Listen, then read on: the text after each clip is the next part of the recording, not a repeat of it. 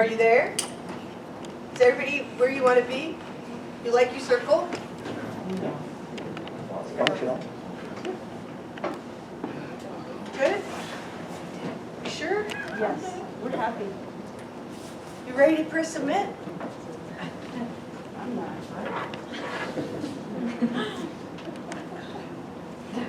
So, as part of this activity, we have a pretty good looking circle here, right? I heard people in the process of that saying to me, is this what you want? Is this how you want it? Is this how you want? We got to do this fast. What do you mean you don't know how to do that? And then I saw some people moving chairs and some people standing and looking, all these different parts of a simple activity to take tables and put them in a circle so we could all sit in a circle and work together collaboratively, right? So some of the experiences when you were doing this, share with me some of what you were feeling or what you were thinking as we were doing this quite simple activity, which didn't look so simple. Wait for someone else to take the lead. Wait for somebody else to take the lead. Where do we start? Where do we start? Circles look different for people, everybody. Circles look different for everybody, right? It's kind of a circle, but it's a circle square. You've got an inside circle and outside circle, right? Okay, what else? I need better instructions. Well, you need better instructions. I knew we had too many tables and chairs to fit. You knew we had too many tables and chairs to fit, right? What else? How about over here, somebody? It was nice the tables had wheels. It was nice. Okay. I love what he just said. Why do I love what he just said? How is that It different? makes it easier. No, but how is that different from all the other comments we just heard? It's positive. It was positive. He found something positive in this exercise, right? Everybody else is like, yeah, we don't know what to do, we don't know this, and he goes, it's nice we had wheels. Right? What else? I was trying to go to the reasoning, like the inclusive, being inclusive in how to serve. You wanted to make sure it was inclusive, or you thought it was nice that we were doing that? Yes. Okay, all right, good. What else? And you can say other things that aren't positive. I just want to know what this little tiny exercise felt like. Not satisfied, the tables are unorganized in the middle, the chairs are running over here. They're not quite aligned and it's not quite a circle. I was waiting for my OCD. I've got to get this perfect person, right? Yes, I was waiting for that to come out. Yes, of course, it's crooked, things aren't right, this is not how I would want it, right? No, that's not how I would want it either, okay? But at the same time, anything else you guys want to say? Get used to talking, because that's what we're going to do today. So that at the end of the day, you come away with a product. You're not going to come away with a PowerPoint and a lecture from me talking to you. You're going to come away with some tangible things in your hands that you will have in your office on Monday morning. Okay? Anything else? In the spirit of positivity, we did it. You did it! Yeah, we did it. Yeah. Yes. Yes. So I did this exercise with you because it's a really small, simple way for you to understand when you take on designing a clinical trial, regardless of whether you are going to submit a grant or not, but the grant is hopefully eventually part of what you're going to do, that you will need to get comfortable with chaos. You will need to get comfortable with not knowing. You will need to get comfortable with allowing your teammate to do it slightly differently than you might choose to do it so you can see how it's going to turn out.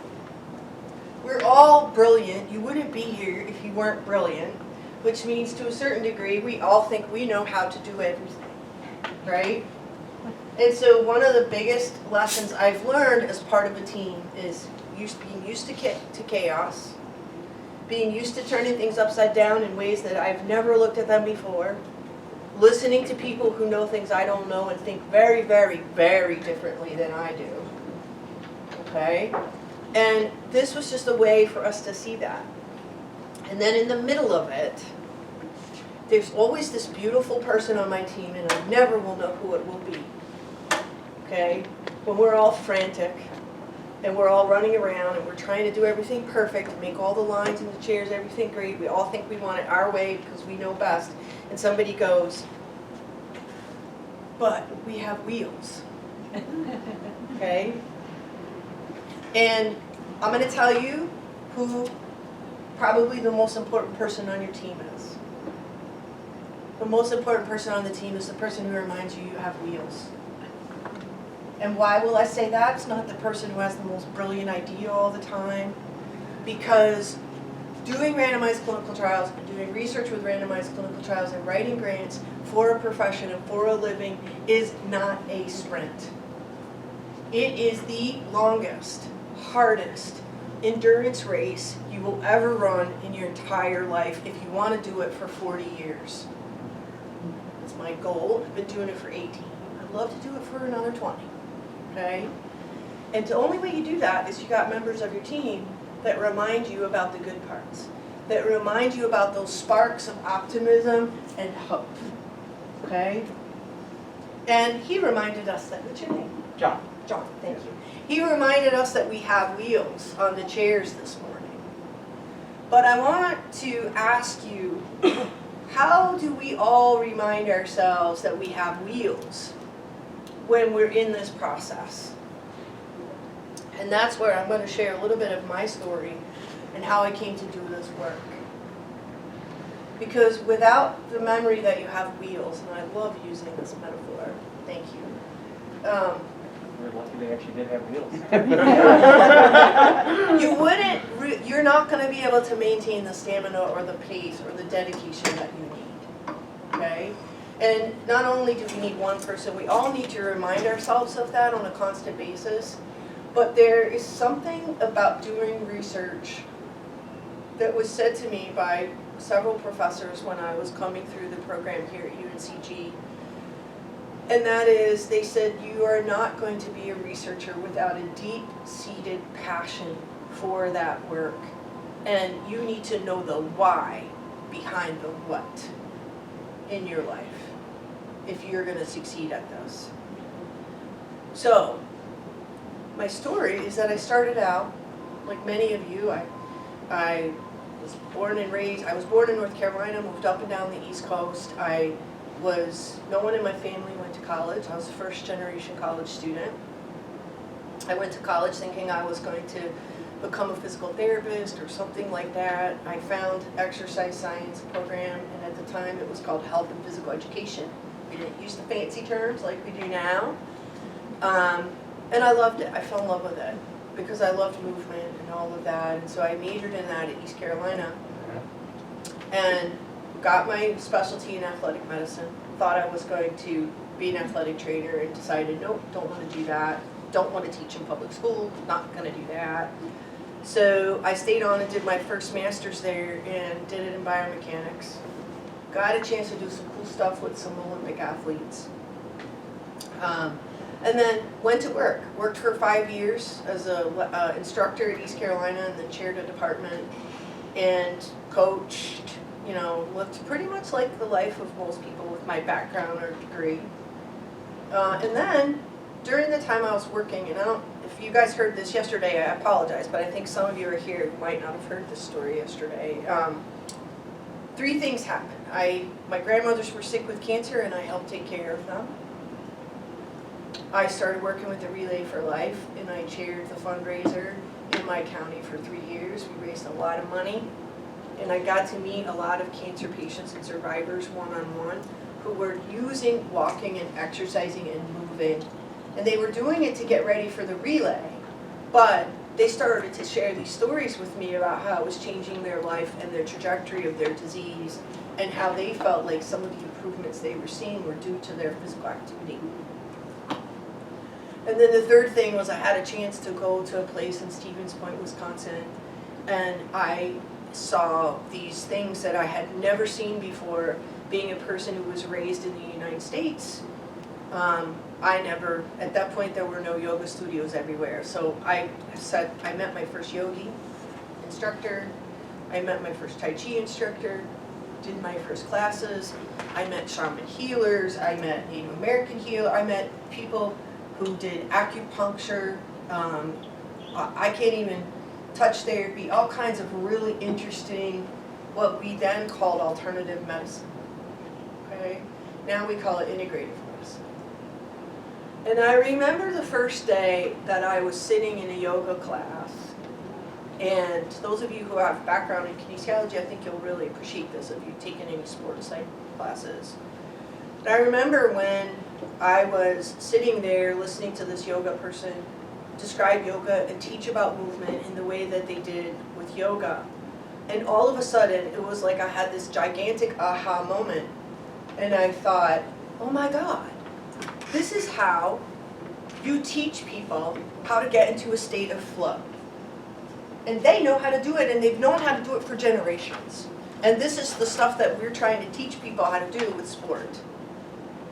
And I realized also at that moment that that type of movement could have a huge, profound impact on somebody. And I had only, I wasn't even in the class 5 minutes, right? So, long story short, I came back to my job, and at the time I was living in Jacksonville, North Carolina. And I said, you know, you have something to offer with movement in your background and your education, and it's with cancer patients.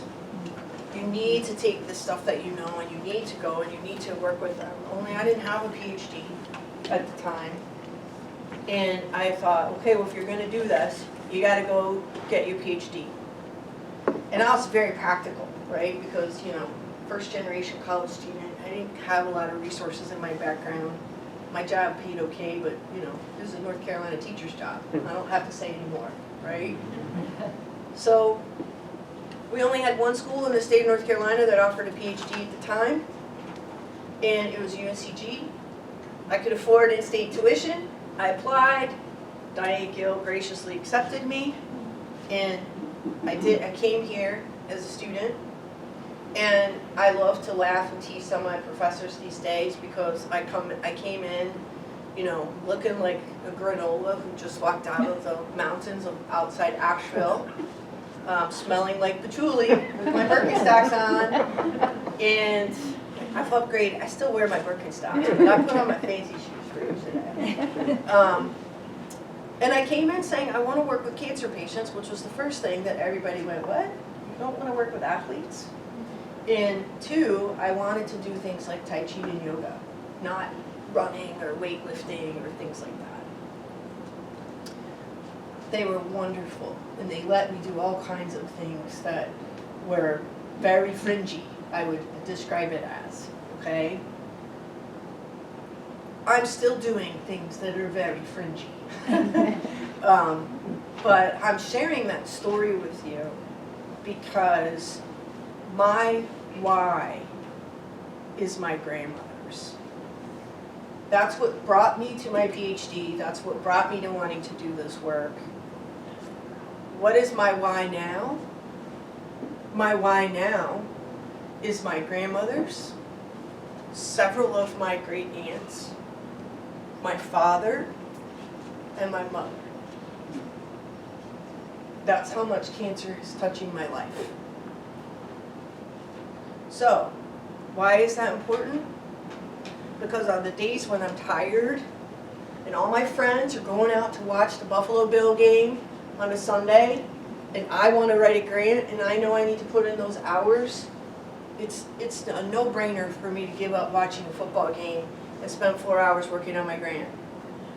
When I get a review back on a grant and I'm mad because some reviewer like really trashed something that I put in, and I get frustrated and I want to give up and I don't want to do it again and I just want to complain about how that reviewer was stupid and he didn't know what they were talking about and they can't read because they certainly didn't read page 155, right? Then I just get up and I go, just like you do in sport, right? You get a bad hit, you get a bad foul, all those things. You get back up and you walk back in the game and you keep putting one foot in front of the other. And you keep writing. and you don't give up.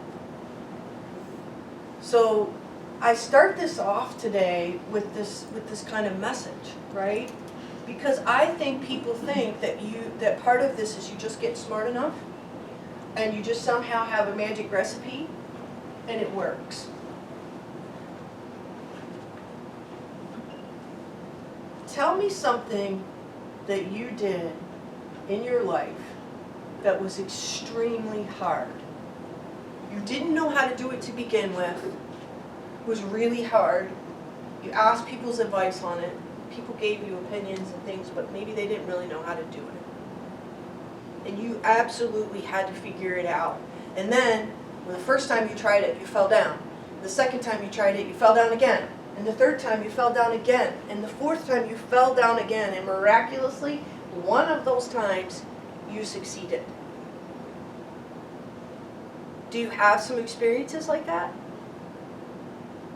So let's hear them.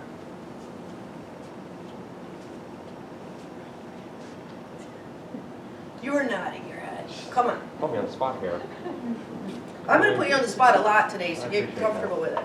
I mean, the biggest one for me was just getting my first job out of graduate school. Like, I didn't realize like how much goes into depth of like applying for a Division I college job, like as an athletic trainer. And you know, I submitted everything in. I'm like, oh, I went to a great institution. This is gonna be fun. I can submit this all in. I'm gonna get an interview for this job, and didn't hear anything back. And then kind of touch base with other people that went through that same process. And it's just a lot that really went into like making sure your application looked good, because you had to kind of stand out amongst hundreds of other people that applied for that job. And yeah, they give you a lot of advice for it, but it doesn't really prepare you for how many times you're going to fail before you get that interview and get that first job.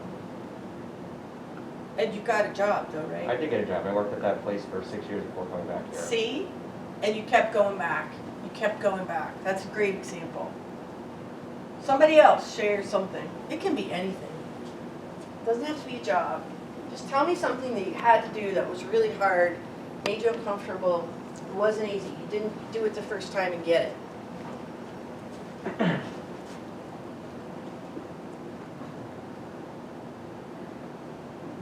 Oh, sorry, I didn't see you over there. Speak up. If I don't see you, say something. Yeah. So it's tricky. I kept burning up the roux the first few times. Burning up the room, is that what you The said? roux, it's The- gumbo. Oh, gumbo! Yes. But now my recipe's better than mine. So how many times did you have to mix that flour and water? Baby. I think about the fourth time I got it right. Alright, The first 3 times it was trash. so now, when you make that roux and then you make that gumbo, how delicious is it when you sit down and eat it? It's perfection. It's perfection. That's what it feels like when you get a grant funded, perfection. Okay? Somebody else.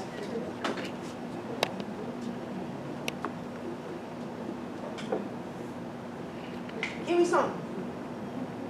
I'll tell you, moving away from home, Moving away from home. in another country. Oh, yes, our Canadian. You know, I forget sometimes you're Canadian. You're so much, I just think of you just That's how, glory. that's how we do it. It's we sneak into rooms, you never know we're here. I know. Are you Canadian too? We call it the slow takeover. Yes, we're slowly taking over America, you guys. That's it, you don't know it. Yeah, You don't know it. So what were some of the things that you struggled with when you like moved here and like had to do everything you had to do and it was so different? Or? Yeah, Jessie, who's sitting across the room there, I'm looking at her, just moved here from Australia, and we've had these conversations, Jessica right beside her. It's a whole different system, and you have to learn everything new, and everything that you thought was like, surely it will be similar. No, it's not. And guess what? You're not a person until you get a social security number in the US. So, just saying. I mean, you are nothing and nobody until you get that little tiny blue piece of paper. That's right. So, Even if you're born here, you still need a tiny blue Right. piece of paper You to be do, somebody. you do. Yeah. but it's scary when you're, I remember watching my parents drive away going, oh my God, what have I done? I can't even go back home. You know, I was stuck there. Scary, It was right? scary. Because you were scared of fear of what? I didn't know a soul. So, you don't know anybody and, you're trying to find your way. First time going to grad school. And want to do well, you didn't want to Yeah, like you didn't wanna. fail or, Yeah. yeah, yep. Got it. How many of you are scared of failing and writing a grant? That's fear people sometimes, right?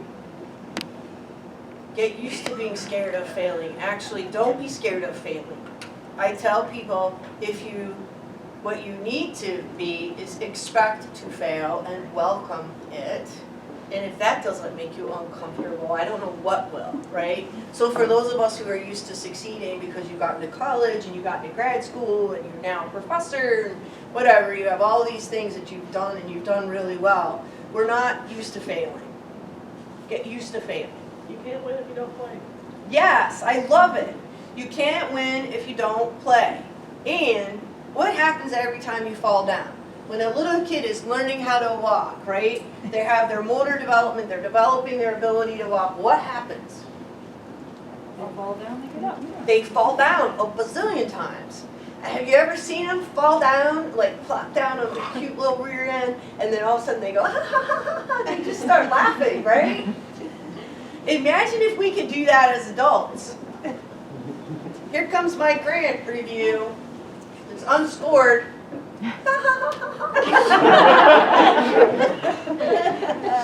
So sometimes you don't have to take yourself so seriously, but you learn, okay? They are learning. Every time they fall, they are learning. That's why they get back up, they balance a little differently, they try it again, and eventually they're not just walking, they're running, they're sprinting, they're doing gymnastics, they're skiing, aerial skiing, or cool things that obviously they learned a lot along the way, right? Grant writing, research is all like that. Okay? Anybody on this side want to say something? Anybody else? Mine's a simple one.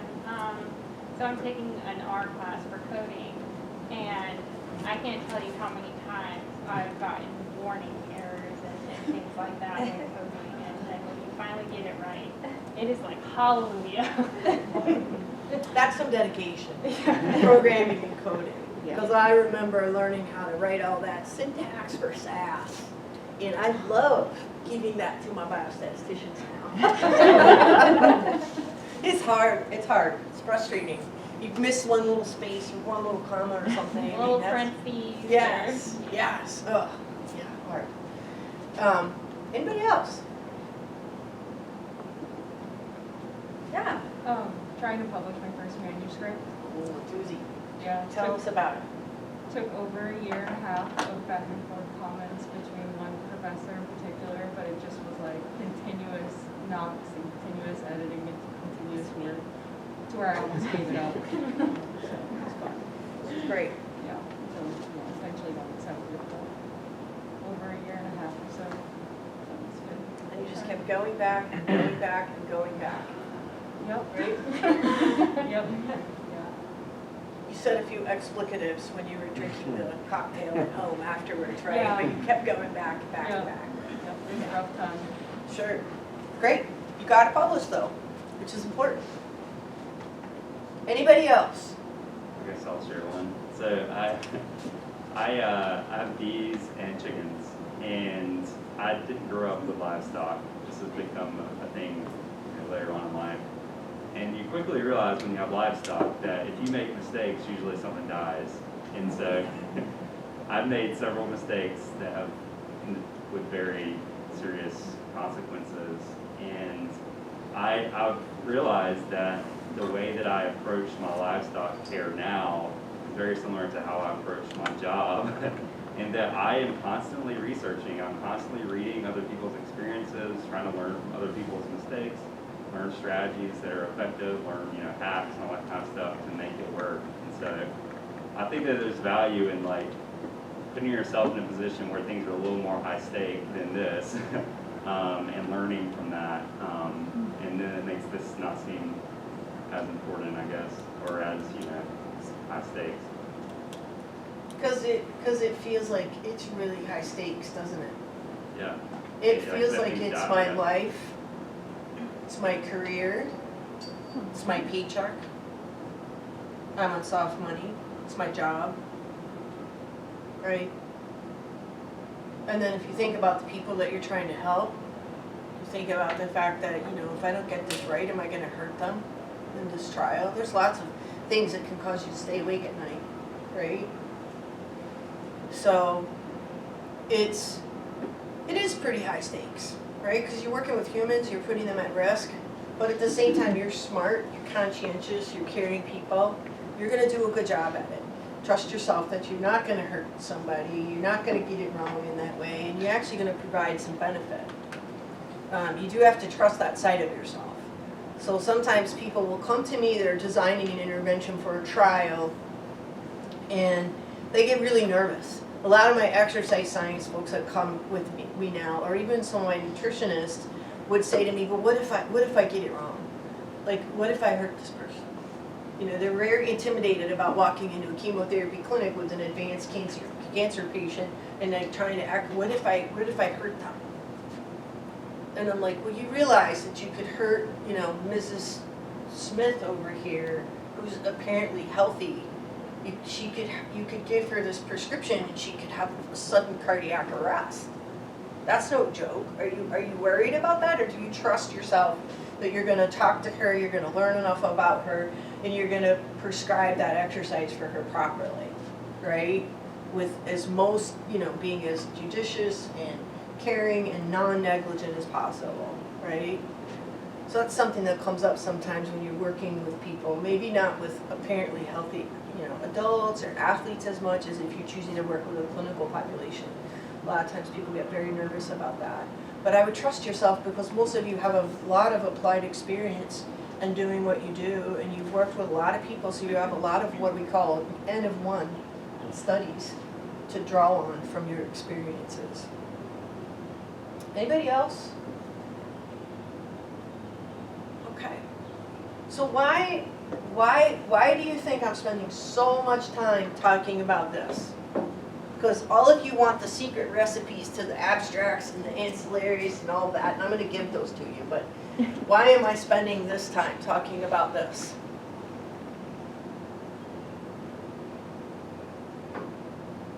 I think it's a skill to be able to embrace failure. It's a skill to be able to embrace failure. What were you going to say? I was going to say, just as a guess, that a lot of us have the capacity to write, but it's the mental block of that motivation or fear of failure that prevents us from either submitting it or jumping into it or doing it. Yes. I love what you said, and you're heading right in the direction I'm hoping for. What else? Even if we pay attention, probably still won't write a good grant this time. Even if you pay attention today, you probably still won't write a good grant the first time. There's a little bit of that in there. What else? It sounded like there was a common theme in our successes, that there were other people around. So you even started with, I think, John's positivity, so that other person. So it sounded like there's other people that are part of the team. It's not just one person that is leading to that success. Yes. There's not just one person, it's a team. And it's a really varied team with a lot of variety on it, which means there's going to be days when your communication efforts are going to fail miserably, when one person's going to be all happy and somebody else is not, and they're going to be like, what's up with her today? She's sickeningly happy, right? And the other people are going to be like, what's up with her today? She is really in a bad mood, right? So I think that we often think of grant writing as an individual sport and research as an individual sport. And historically, in the era of, you know, I'm going to leave gender out of it, although it's very hard for me not to do that. But in the era of individual PIs with multi-millions of dollars, and it was their grant and their group and their this and their that, and they were the only one that ever got recognized at the university and the only one that ever got all the promotions and things like that. That model fails miserably these days. There is no way you will get a grant without a multidisciplinary team. The majority of the money on my grants that I write is spent paying personnel. And I have people with degrees and backgrounds that sometimes I still can't say that I never knew existed in the world 10 years ago because of their expertise. And sometimes when you think you don't know what you don't know, when you meet somebody that has a degree and they say, I do this, and they have some string of words, and you're like, oh, I have no idea what that is, right? And you say, tell me more, and then they start to talk, and you're like, oh, I get it. They could do this or that. How cool would that be, right? So it's all about teams, and you won't survive in this world without teams, okay? So that, plus the passion, plus the dedication, the willingness to get back up, to keep trying, to keep walking. You don't do that on your own. You do it because you have a real why in your life. This isn't just about getting money or doing something that looks really cool because that's what Dr. Weidman did, or that's what Dr. Schultz did, or Dr. Duffy did, and I'm going to do what they did because they're successful. You have to have your own personal why, okay? And with that why, that's the difference. That's the true difference. You'll hear people, it's not about how many grant dollars. I promise you that the grant dollars will come if you have the real why. I promise you that. Okay? So, all of that, plus the fact that you have to have this multidisciplinary team. Well, I'm going to tell you that if you don't already have your multidisciplinary, how many of you already have your 8 investigator multidisciplinary team? You know who's doing your stats, you know who's doing, oh, we got 2 of them. You got 1, right? You got your multidisciplinary team already. Yeah? I'm going to be impressed to really hear that. Who's on your team? I work in research, so I've had a team for, He has a full-time job. yeah, I have a full-time job. But who's your team? Oh, it's different. I work on different projects, so each team is different. Okay, I like it. Each team is different. So who are all give me examples of one team.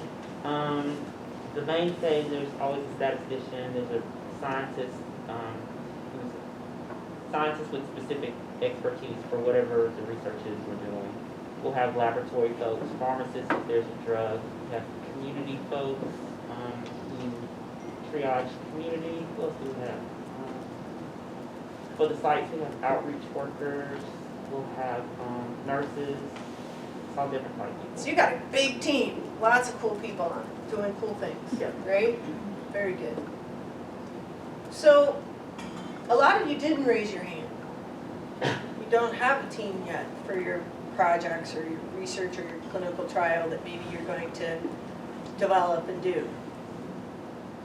So I'm going to offer something to you today. We haven't introduced ourselves yet. Look around the room. Come from different departments. Some of you are working towards PhDs, some of you are working towards EDDs, some of you are working towards none of that. Some of you already have those things. We've got lots of different people with lots of different backgrounds and expertise. You have an opportunity to find members of your team. And even if people in this room don't become the members of your team, that I would encourage you to think about ways to involve them in your research projects and in your grants. Strongly encourage that. But even if they don't become someone who